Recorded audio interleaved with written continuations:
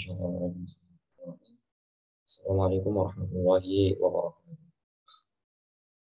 Bismillah, alhamdulillah, wassalatu wassalamu ala khairi khalqillah wa ala alihi wa sahbihi wa mawalah, la hawla wa la quwata illa billah.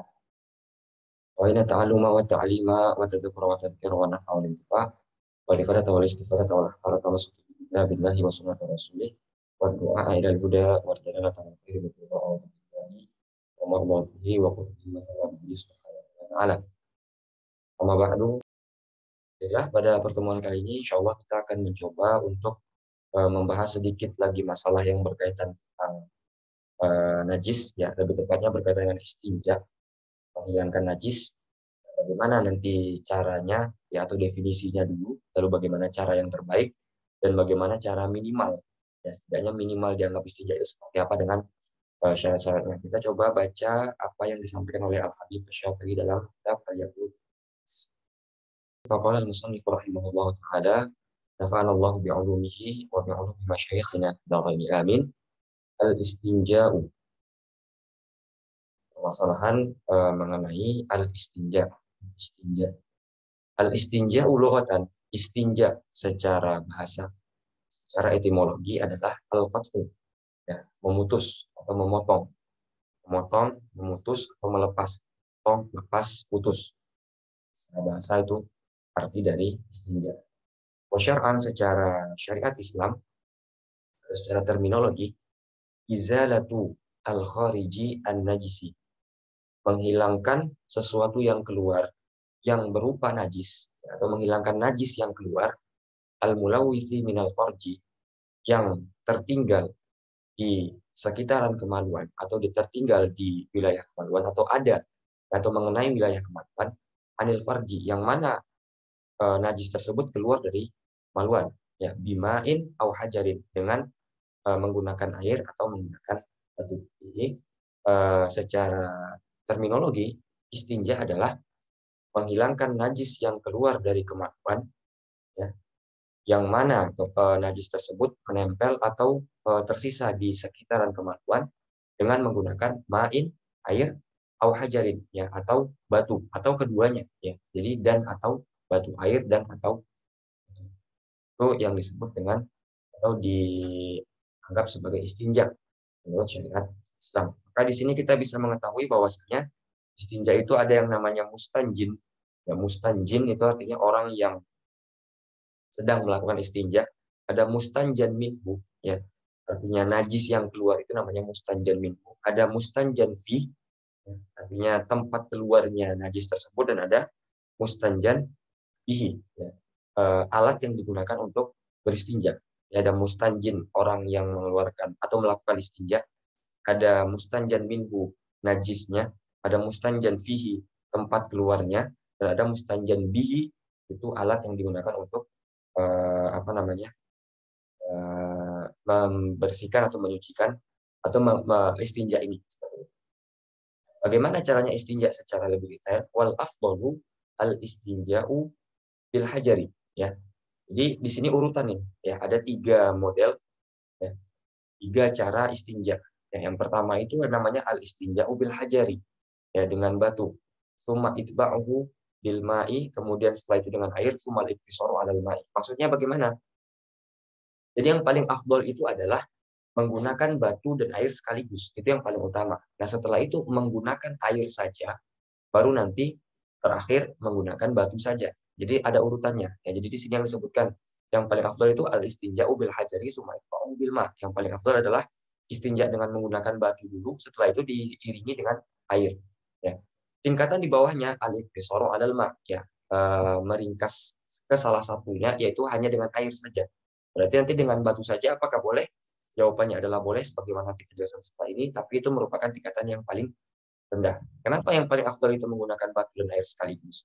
Karena supaya ketika kita istinja, ya, batu itu nanti menghilangkan ainun najasah, zatnya atau bentuk bendanya, sementara ma itu akan menghilangkan sisa-sisanya, ya, agar tangan kita ini tidak menggunakan atau tidak digunakan untuk membasuh yang terlalu kotor seperti itu. Ya, jadi dihilangkan yang berat-beratnya dengan batu, ya, yang air hanya membasuh sisanya seperti itu. Jadi itu yang paling afdal. Istinja yang paling utama atau yang paling afdal adalah dengan menggunakan batu dan air sekaligus. Ya, caranya dimulai dengan menggunakan batu untuk menghilangkan najisnya terlebih dahulu, ainun najasah terlebih dahulu, lalu diikuti dengan menggunakan air untuk menghilangkan sisa atau bekas najis asarun najasahnya.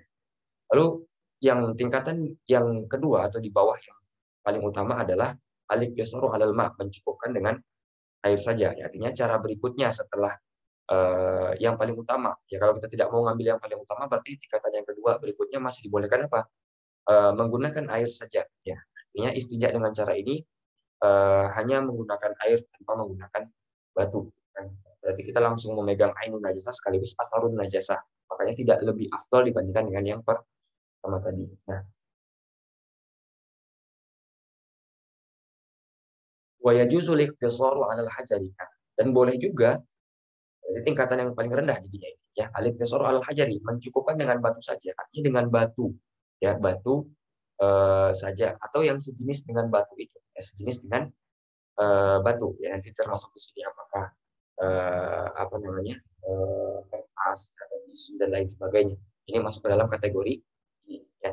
Lakin bitis ati syurut dengan 9 syarat. Kalau terpenuhi 9 syarat itu baru sah iqtisar alal hajar. Kalau tidak, maka tidak sah iqtisar alal hajar. Berarti anggaplah najisnya dihilangkan dengan tisu yang tidak sesuai dengan syarat, najisnya hilang yang ini, tapi tetap dianggap sebagai najis hukmiyah.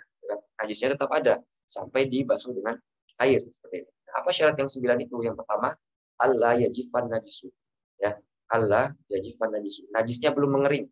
Ya, kalau najisnya sudah mengering dan bahkan kalau misalkan buang air kecil dan sudah mengering tidak terlihat lagi, apakah masih dianggap najis? Masih dianggap najis, tapi berubah menjadi najis hukmiyah, tidak lagi najis ainiyah.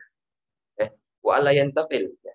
Najis tersebut tidak berpindah dari tempat di mana dia keluar. Jadi masih di sekitaran area tempat dia keluar itu. Ya. Wa alla yatra'a alaihi akhar. Ya. Najis tersebut tidak tercampur atau tidak terkena oleh benda lain. Yang tidak yang murni dibersihkan dengan batu itu adalah najisnya murni tanpa ada campuran atau bercampur dengan yang lain. Wa alla yujawiza as-safhata wal mashifata. Ya. Najis tersebut belum melampaui lipatan-lipatan dubur, ya, dan juga lipatan-lipatan atau belum melampaui hasyafah, ya, kepala kemaluan laki-laki, dan juga belum melampaui sofha. Sofha itu lipatan-lipatan dubur. Wa yakuna bisalasi masahat. Syaratnya harus 3 kali basuhan. Nah, 3 kali basuhan apakah mensyaratkan 3 batu? Tidak. Ya, kalau mau 3 batu boleh. Ya, jadi 3 batu, 1 batu 1 basuhan, atau 1 batu dengan 3 sisi. Nah, masing-masing sisi yang bersih membasuh 3 sekali-sekali. Jadi 3 kali itu juga diperbolehkan. Jadi 3 basuhan tidak memandang jumlah batu. 1 batu boleh asalkan 3 sisi dan ketiganya digunakan. Wa ayyun kia al-mahal. Ya, wa ayyun kia al-mahalla. Artinya tempatnya, apa istilahnya, mahallun najasah itu sudah dibersihkan dengan bisa membersihkan batu gitu. Jadinya batu itu maksudnya adalah batu itu bisa membersihkan mahal tempat area najis itu, ya. Berikutnya wa ayyakuna mamsuhu bihi tahiran. Nah, yang digunakan untuk apa namanya al-mamsuh, yang digunakan untuk membasuh itu, ya, yang dibasuh itu al-mamsuh bihi, yang digunakan untuk dibasuh atau al-mustanjan bihi, ya, itu syaratnya harus suci, ya. Artinya bukan batu yang najis, ya. Jadi kalau misalkan batu batu secara asal najis misalkan seperti itu, ya, atau misalkan eh, dia suci tapi terkena najis, nah itu tidak bisa lagi digunakan, ya. Wa yakuna qali'an, syaratnya juga mesti harus bisa qali'. Qali' itu bisa melepas najis tersebut dari bagian tubuh, ya, bagian sekitaran area keluarnya tempat najis tersebut. Wa alla yakuna muhtaraman kama marra, dan juga tidak boleh benda tersebut benda yang muhtaram. Muhtaram dalam artian dengan buku, ya, dengan buku misalkan dengan Quran, itu jelas tidak boleh, atau dengan tulang, ya, tulang. Kenapa? Tulang itu kan makanan jin, sehingga dia masuk ke dalam kategori muhtaram yang sebenarnya sudah kita bahas juga di permasalahan wasailut taharah di sebelum-sebelumnya. Jadi bisa di refresh kembali, dilihat kembali apa yang sudah kita bahas di sana seperti itu.